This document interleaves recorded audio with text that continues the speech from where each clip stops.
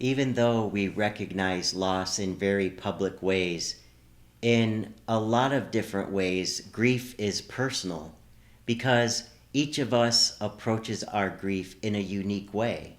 And why not? Because our loved one, they were a unique individual. They were a special person. Nobody else was like them in our lives. They were a treasure. Sometimes we even call them a character because they refuse to fit the mold. And that's why each of us experiences grief in a different way.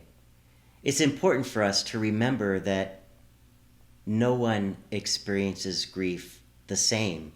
So it's impossible for us to measure ourselves against other people or to look at a checklist to see how good we're doing at moving through our grief. A big part of what makes grief different for each of us is that we each have a different personality. Some of us are more outgoing and we might find support in being with friends and loved ones. Others are maybe more reserved and we might find solace in just some quiet time and quiet space. Each one of us will approach that in a different way. Alan Wolfert, who is a grief specialist, wrote a book called Understanding Grief.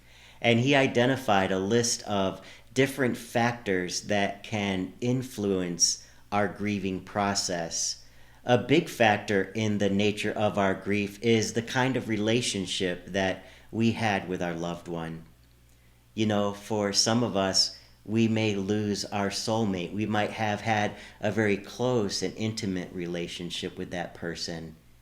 But honestly, sometimes we have experienced relationships that have some conflict, and sometimes we're left with some unfinished business. That leads to a different kind of grieving process. There are often other circumstances that can influence how we grieve. Think about how the loved one died. Was it sudden or was it anticipated? If the loss was sudden, it might be hard for us to accept the reality of the death, and that might take a longer period of time for us. But if the death was anticipated, maybe we've experienced what many people call anticipatory grief.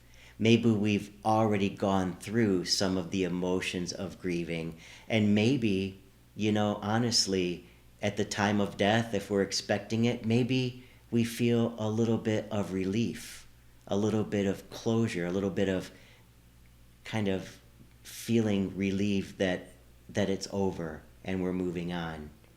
Everybody experiences grief in a different way.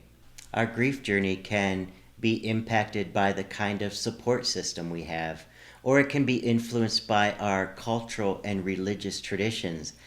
We might even experience grief differently depending on our gender.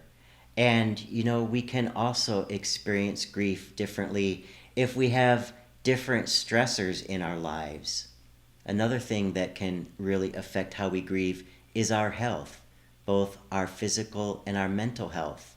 You see, nobody experiences grief in the same way or in the same circumstances. That's why we can't compare ourselves to others.